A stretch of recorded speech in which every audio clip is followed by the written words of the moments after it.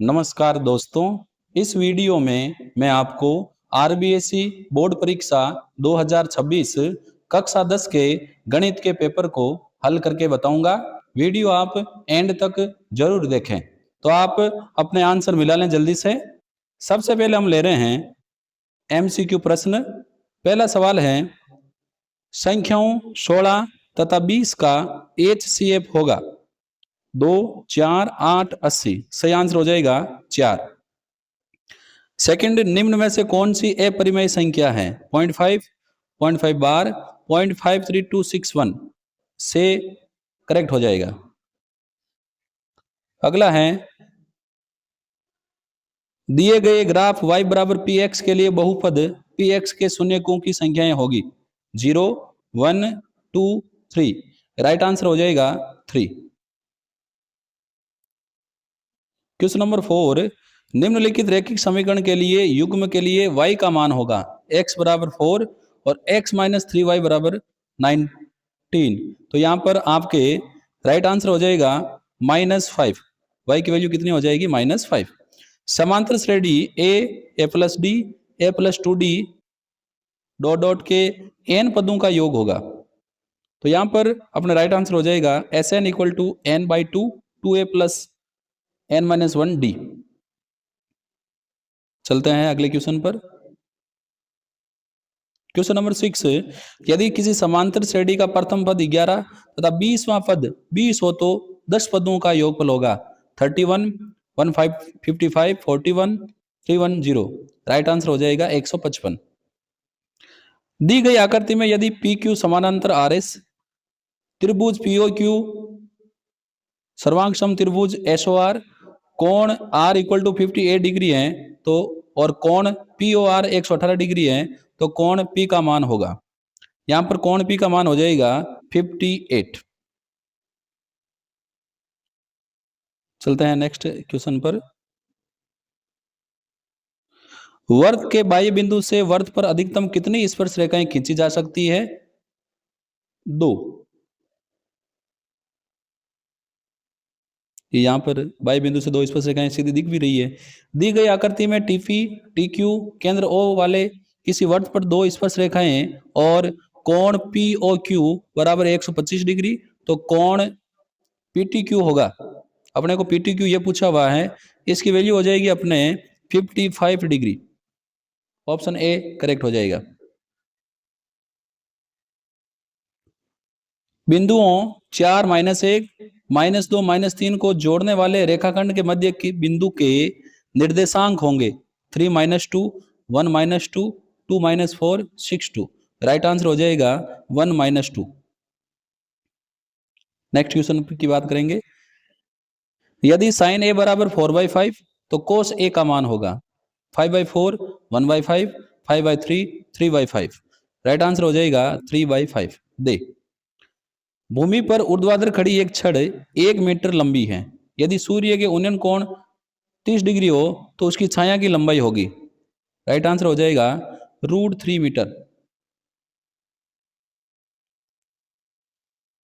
3 centimetre त्रिज्या वाले वर्त में यदि एक लघु त्रिज्यखंड का क्षेत्रफल 54 सेंटीमीटर स्क्वायर है तो दीर्घ त्रिज्यखंड का क्षेत्रफल होगा 154, 94, 100, 54। राइट आंसर हो जाएगा 100 सेंटीमीटर स्क्वायर। आर त्रिज्या वाले ठोस गोले का संपूर्ण पृष्ठीय क्षेत्रफल होगा। संपूर्ण पृष्ठीय क्षेत्रफल का फॉर्मूला होता है 4πr²। तो ऑप्शन अपने दे राइट हो जाएगा। चलते हैं नेक्स्ट क्वेश्चन पर। 1 सेंटीमीटर भुजा वाले घन का संपूर्ण पृष्ठीय क्षेत्रफल होगा। राइट आंसर हो जाएगा 6 सेंटीमीटर स्क्वायर। 12 बटन का बहुलक है। x की वैल्यू 2, 4, 6, 8, 10, f की 8, 13, 16, 15, 8। बहुलक पूछा गया है तो यहाँ पर आपके बहुलक की वैल्यू हो जाएगी 16। अगला है, निम्न बंटन के मध्यक वर्ग की निम्न सीमा होगी 18, 12.5, 20, 10। राइट आंसर हो जाएगा 20। अब चलते हैं अगले सवाल पर। एग्जीक्यूशन है, एक सिक्के के उछालने पर चित आने की संभावना, एक चित एक पट होता है तो चित आने की संभावना हो जाएगी 1/2। अब हम बात करेंगे रिक्त स्थान वाले क्वेश्चनों की। द्विघात समीकरण a x square plus B C plus c equal to 0 के दो बराबर वास्तविक मूल होते हैं यदि क्या हो, शून्य हो। समांतर श्रेणी a plus d a plus 2d के लिए nवा पद होगा, तो nवा पद हो जाएगा अपने a plus n minus 1d।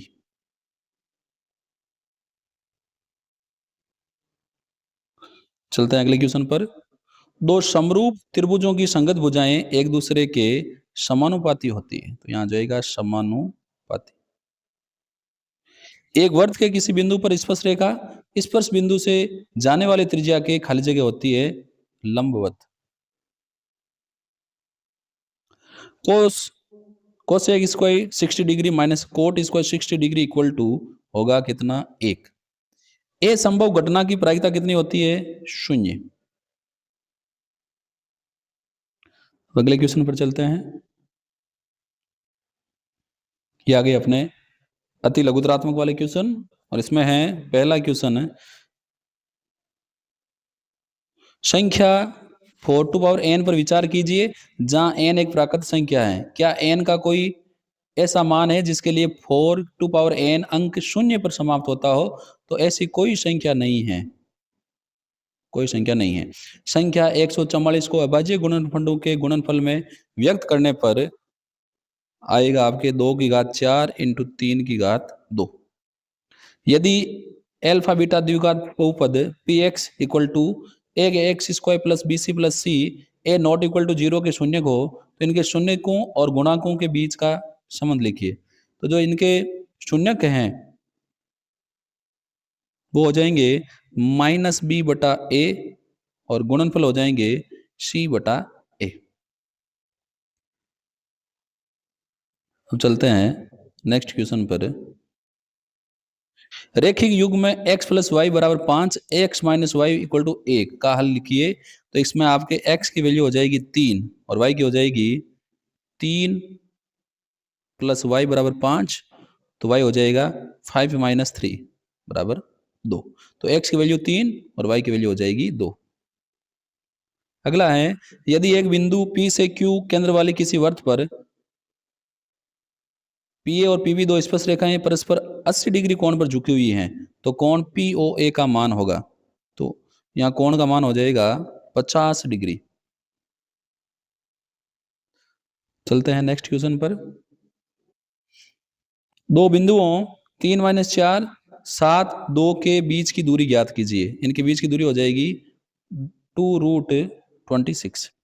Sign A cosec A plus sec A cos A का मान लिखिए। साइन ए कोस ए की वैल्यू हो जाएगी 1, सेक ए कोस ए की वैल्यू हो जाएगी 1, तो हो जाएगा 2। राइट आंसर हो जाएगा 2। एक वर्त के चतुर्थांश का क्षेत्रफल ज्ञात कीजिए। फॉर्मूला होता है 1/4 पाई आर स्क्वायर। जब आप आर और पाई की वैल्यू रखेंगे तो आपका आंसर आ जाएंगे 38.5 सेंटीमीटर स्क्वायर। अगले पे चलते हैं।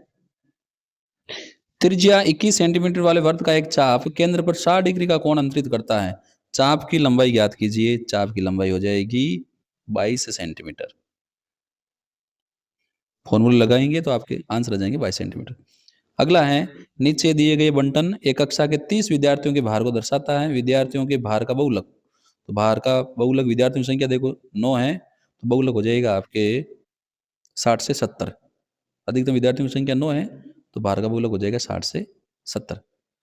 किसी कक्षा के 10 विद्यार्थियों के प्राप्तांक नीचे दिए गए हैं। इनमें विद्यार्थियों द्वारा प्राप्त अंकों का माध्य ज्ञात कीजिए। तो आप एफ को गुणा करेंगे तो ये हो जाएगा 2, ये हो जाएगा 4, ये हो जाएगा 12, ये हो जाएगा 8 और ये हो जाएगा 5। तो 4 और 2 6, 6 और 12 18, 18 और 8 जाएंगे 18 और 8 कितने हो जाएंगे।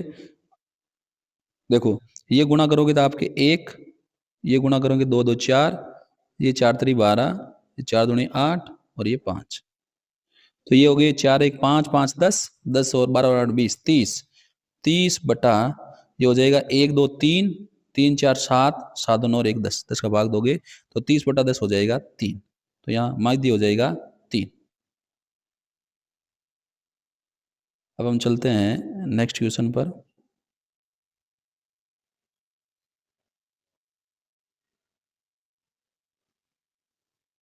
दो बिंदुओं P8 10 Q6 8 के मध्य निर्देशांक ज्ञात कीजिए और PQ की लंबाई ज्ञात कीजिए। तो यहाँ पर आपके फॉर्मूले से आप क्वेश्चन करोगे तो ये तो इजीली हो जाएगा। एक क्वेश्चन मैं आपके और करवा देता हूँ।